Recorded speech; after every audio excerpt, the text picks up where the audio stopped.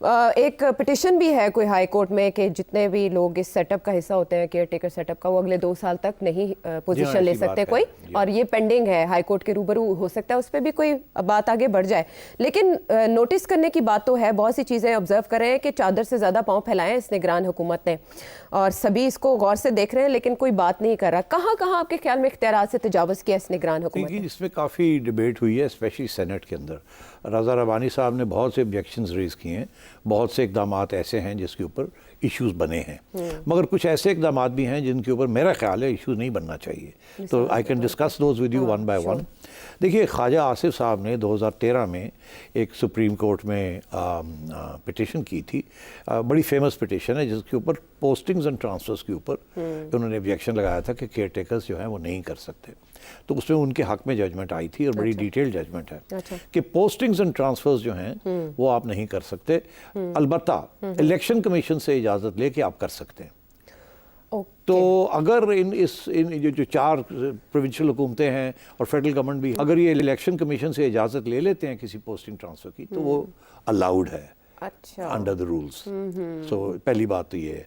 दूसरी, क्योंकि मैं भी CM रहा हूँ ना, तो मुझे भी पता है, हमने भी पोस्टिंग ट्रांसफर्स अगर करनी होती थी तो हम EC से, इलेक्शन कमीशन को ख़त लिखते थे कि हम ये करना चाह रहे हैं, वहाँ से जवाब आ जाता था ठीक है आप कर सकते हैं, फिर हम करते थे। तो ये तो इशू नहीं है पोस्टिंग ट्रांसफर्स का। अलबत्ता अगर आप कोई ऐसी चीज़ करते हैं जहाँ without taking permission of the election commission, तो वो चैलेंज हो सकती है। तो एक तो ये ख्वाजा आसिफ का बहुत बड़ा बहुत अहम केस था।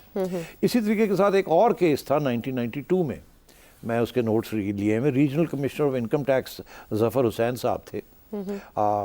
वहाँ भी इसी किस्म के इश्यूज खड़े हुए थे पोस्टिंग ट्रांसफर्स के। तो ये 2 तो बड़ी क्लियर कट इश्यूज थे। अच्छा, अब आइए कि आपने जिक्र किया कि जुलाई 26 को जाने से पहले इन्होंने जो PDM गवर्नमेंट थी, साहब ने वहाँ कुछ नए, आज़म नज़ीर तारड़ साहब थे, तारड़ साहब ने, हाँ, उन्होंने एक्चुअली तब ये कहा था कि अपोजिशन का और हमारे जो एलाइज हैं उनका एतराज़ है कि पोस्टिंग एंड ट्रांसफर्स को आप माइनस करें, वो ना करने दें, लेकिन बाकी आप जो कर रहे हैं वो फिर उस पर हमने उनकी बातें, उनके एतराज़ात मंजूर कर लिए हैं। हाँ, तो वहाँ उसके अंदर उन्होंने स्पेशली 3 एरियाज़ के अंदर इजाज़त मांगी थी, और वो कानून पास हो गया था। तो इसलिए वो 3 एरियाज़ के अंदर अभी जो भी इक़दाम हो रहे हैं वो कवर्ड हैं under the new law amendment जो हुई है to the election act in July of 23। वो क्या थे? एक तो ये था कि केयर टेकर गवर्नमेंट को फाइनेंशियल पावर्स बहुत ज़्यादा दे दिए गए, कि उनके फाइनेंशियल पावर्स के अंदर इजाफा कर दिया गया कि आप ये भी कर सकेंगे, ये भी कर सकेंगे, ये भी कर सकेंगे, प्राइवेटाइज भी कर सकेंगे। अच्छा, उसके आगे फिर ये था जिसके अंदर फाइनेंशियल पावर्स आ गया, फिर ये था कि इकोनॉमी के ऊपर और इंटरनेशनल रिलेशंस के ऊपर और फॉरेन गवर्नमेंट्स के साथ मज़ाकरात करने के लिए वो भी पावर्स दे दिए गए थे। अच्छा, तो इकोनॉमी के अंदर आ जाता है ना, डोनर्स के साथ, इंटरनेशनल गवर्नमेंट्स के साथ, इकोनॉमिक एंड फाइनेंशियल मैटर्स के साथ, ये सारी चीज़ें कवर हो जाती हैं। ठीक है। तो इसमें फिर IMF वगैरह भी कवर हो जाता है। और तो ये मैं समझता हूँ इसके अंदर अब जो कुछ हुआ है अंडर दीज न्यू पावर्स, उसके अंदर एक तो IMF के साथ, दैट्स ओके। दूसरा ये प्राइवेटाइजेशन, दैट्स ओके। इसी तरीके के साथ FBR का रीस्ट्रक्चरिंग प्लान, वो भी फाइनेंशियल पावर्स में आ जाता है, और फाइनेंस कॉमर्स को भी आ जाता है, अब कवर हो जाता है किस्म का रीस्ट्रक्चरिंग का। पावर सेक्टर के अंदर यूनियन एक्टिविटीज़, अच्छा अब पावर सेक्टर तो इकोनॉमी में आ गया, यूनियन एक्टिविटीज़ जो है वो ऐसे है। हाँ। तो अब क्या उसको चैलेंज किया जा सकता है, नहीं किया जा सकता? रज़ा रबानी साहब ने तो इसके ऊपर एतराज़ कर दिया। उन्होंने कहा कि ये यूनियन को आप बैन नहीं कर सकते, बाकी आप एनर्जी सेक्टर के अंदर जो भी करना चाहें कर लें, मगर unions that is a political act, वो आप नहीं कर सकते। मगर वो अभी फैसला नहीं हुआ कि होगा या नहीं होगा। अच्छा, इसी तरीके के साथ केयर टेकर गवर्नमेंट ने जो फंड्स दिए थे PDM गवर्नमेंट ने जाने से पहले 60 करोड़, 50 करोड़, 100 करोड़ के डेवलपमेंट फंड्स MNAs को दिए थे।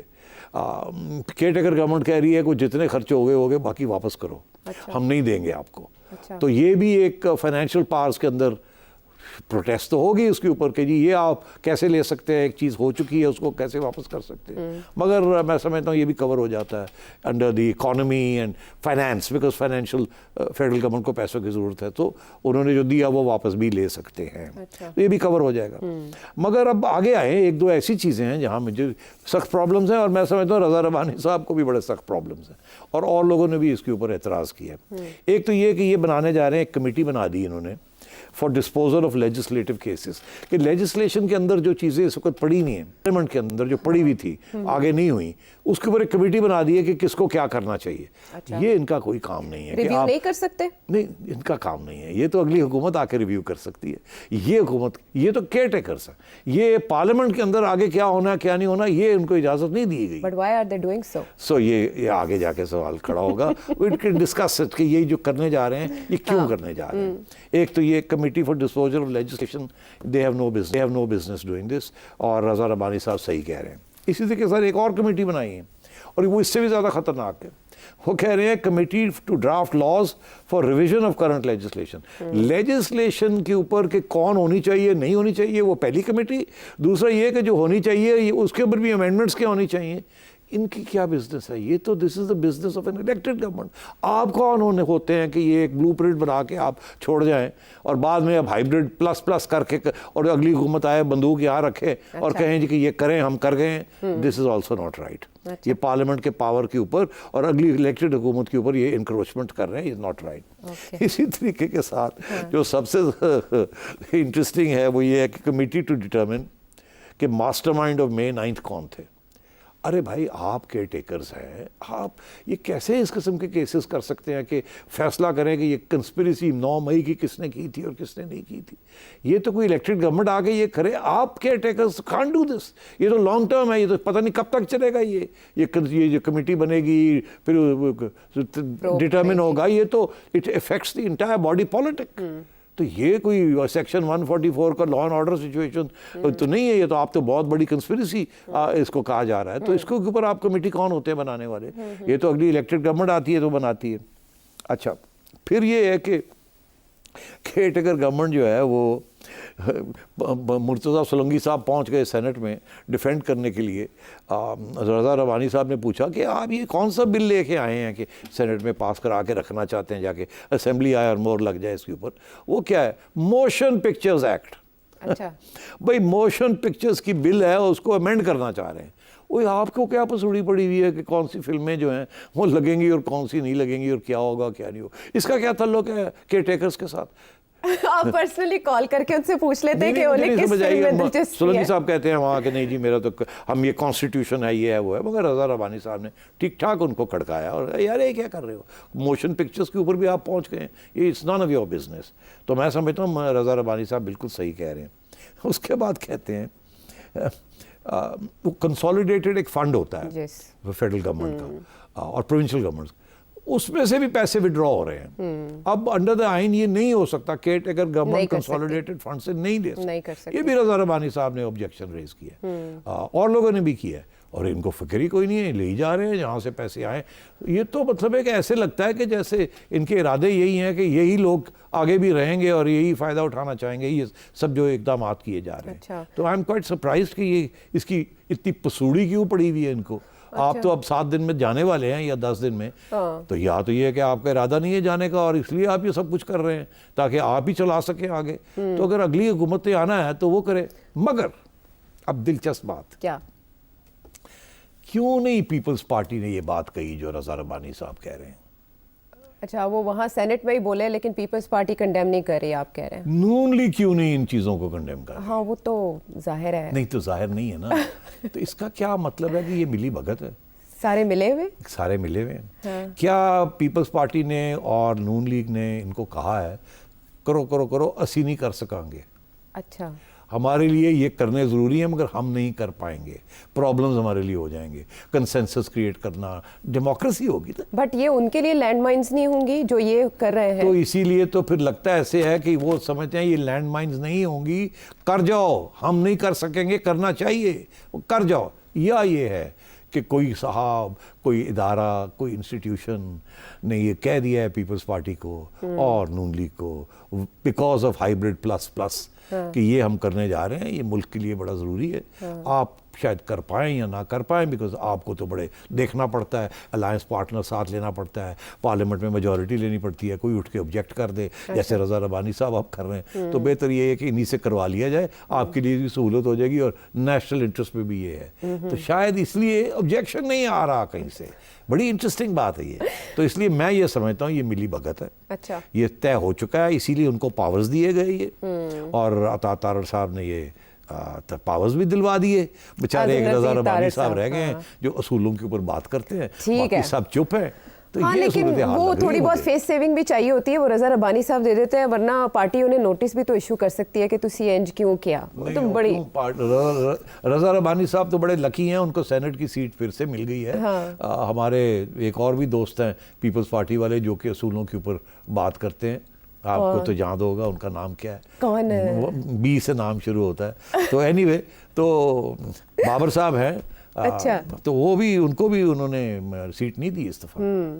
अच्छा, ये जो बात आप कर रहे हैं ये बड़ी इंटरेस्टिंग है कि सब मिले हुए हैं, कंट्रोल डेमोक्रेसी। फरतुल्लाह बाबर की बात कर रहा हूं, फरतुल्लाह बाबर साहब, एफ से फरतुल्लाह बाबर साहब, हाँ वैसे वो बड़ा अपोज करते हैं, बड़े दबंग सियासतदान हैं, बहुत सीनियर पॉलिटिशियन हैं, की बात करते हैं हमेशा। उनको सीट नहीं दी पीपल्स पार्टी ने, सेनेट में रिव्यू नहीं किया उनको। हाँ, लेकिन रज़ा रबानी साहब भी तो एक दौड़ में थे, एक बार दौड़ में, और उन्हें नहीं नॉमिनेट किया था। तो यही है ना कि जो वहाँ डिसिडेंट्स हैं, जो असूलों की बात करते हैं, वहाँ भी जगह नहीं पाते, वो कहीं भी नहीं जगह पाते ना, किसी पार्टी में नहीं जगह, कबूलियत नहीं होती। अच्छा, हमने कंट्रोल डेमोक्रेसी तो देखा, कंट्रोल केयर टेकर सेटअप पहली बार देख रहे हैं ना, जिस तरह की आपने बातें की। ये तो सुप्रीम कोर्ट के कुछ फैसले भी चैलेंज कर चुकी है इंटरिम गवर्नमेंट, कर सकते हैं ये ना, नहीं कर सकते। अच्छा, तो फिर इसका मतलब है अनवारुल्लाह काकड़ साहब तो वो खुशकिस्मत तरीन इंसान है जिन पे निगाहे करम है, शफकत है, दस्ते शफकत। अब कल आपने पूछ लिया था मुझसे कि जी वो हाफिज साहब भी एड्रेस कर रहे हैं, तो मैंने आपको बताया था कि क्या मजबूरी है। तो इसलिए यहाँ भी काकड़ साहब भी हर जगह पे पहुँचे हुए होते हैं। अब मैंने तो आज तक ऐसा कुछ प्राइम मिनिस्टर नहीं देखा केयर टेकर जो कि जिस किस्म की ये परफॉर्मेंसेस कर रहे हैं और जिस किस्म की ये फैसले कर रहे हैं और जहाँ जहाँ जाके ये इंटरेक्शंस कर रहे हैं और स्पीचेस दे रहे हैं। मैंने तो परफॉर्मेंस पे आपको एतराज़ है, वो वाइट पेपर जारी करने लगे, मेरा ख्याल है सुने ज़रा वो अपने मुंह से अपनी तारीफ क्या करें। जी, मैं चाहूँगा कि हमारी हुकूमत वाइट पेपर भी रिलीज़ करे जो कि इंटर मिनिस्ट्रियल कॉन्ट्रीब्यूशंस हैं इस हुकूमत की, उनको हाईलाइट किया जाए, उनको बताया जाए। ये एक ब्लूप्रिंट के तौर पे जो आने वाली हुकूमत है उसके सामने हो, जहाँ जहाँ हमारी बेहतर कारकर्दगी है उसकी वजूहात को जाना जाए और उससे अगर मुस्तफ़ीद हो सकते हैं तो मुस्तफ़ीद हों। ये तो सारे जो तेवर है ना इनके, वो नॉन इलेक्टेड वाले नहीं है, इलेक्टेड वाले हैं। वाइट पेपर भी पहली बार जारी होगा किसी care taker government white papers नहीं करती। हम भी रहे हैं केयर टेकर चीफ मिनिस्टर, हमने तो कोई वाइट पेपर नहीं इशू किया कि जी, क्योंकि हमारा रोल बड़ा लिमिटेड होता है। इलेक्शन करानी है साफ शफाफ, बाकी चुप करके अंडर द काउंटर। ठीक है, अगर आपने अलहमरा जाके कोई म्यूजिकल फेस्टिवल को पत्ता काटना है या इस किस्म की चीज़ करनी है वो आप कर लें, मगर ये कि जी आप पब्लिक में जाके और स्पीचेस दें और अपनी कारकर्दगी के बारे में बात करें, ये तो कोई इलेक्शन तो नहीं आप लड़ने जा रहे। इनफैक्ट आपको तो रोका गया फ्रॉम कंटेस्टिंग इलेक्शन। आप लोग जो लोग केयर टेकर्स में हैं वो इलेक्शन नहीं लड़ सकते 2 साल के लिए। तो मतलब है कि ये अपनी कारकर्दगी के ऊपर और साथ खुद कह रहे हैं प्राइम मिनिस्टर साहब कि अगली हुकूमत जो आ रही है मुंतखब हुकूमत, वो देखें हमने क्या काम किया है, इसी लाइन्स के ऊपर चले। तो मतलब है ये मुझे हाइब्रिड प्लस प्लस से भी आगे मेरा ख्याल है कुछ नज़र आ रहा है। और दिलचस्प बात यह है कि ऑब्जेक्शन कहीं से नहीं आ रहा। हाँ, ऑब्जेक्शन नहीं आ रहा। और जब ये लेजिस्लेशन जिसका बार बार हवाला दे रहे हैं जो जुलाई 2023 में की गई, तब भी सबको ये लग रहा था कि ये जो केयर टेकर्स आ रहे हैं ये कंटिन्यू करेंगे फॉर लॉन्ग। क्या आपकी नज़र में ये तासुर अब रद्द हो चुका है, ये जा रहे हैं?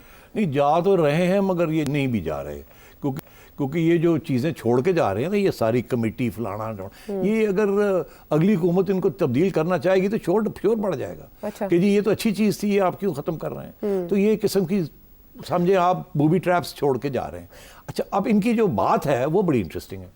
ये कोई ज़ाती मफाद में नहीं हो रहा। अच्छा। उनका ये कहना है कि ये नेशनल इंटरेस्ट में हम करने जा रहे हैं, बिकॉज ये नेशनल इकोनॉमी और नेशनल पॉलिटिक्स की ये ज़रूरत है।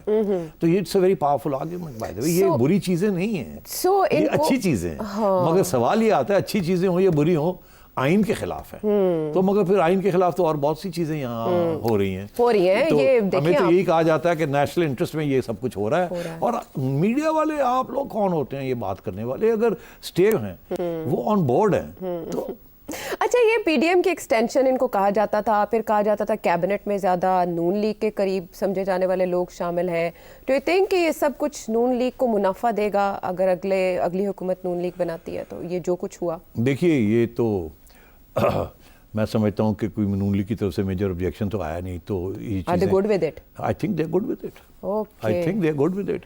अभी आप उनका मंशूर आने वाला है तो आप शायद उसकी तरफ जब तवज्जो देंगे yes, तो फिर पता लगेगा कि वो whether they agree with all this और नॉट। तो सिटी साहब कैसे कैरेक्टराइज करेंगे आप हमारे केयर टेकर प्राइम मिनिस्टर को? He is a young man. और आप क्या कैरेक्टराइजेशन चाहते हैं? स्टूडेंट्स के साथ interaction and he feels young to interact with them. मैंने नहीं देखा पहले इस तरह से किसी ने इंटरेक्ट किया।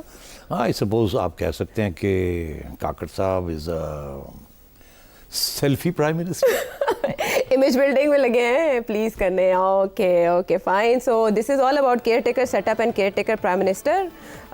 दे are outgoing suppose to be, but let's see 8 फरवरी कोई ज़्यादा दूर नहीं।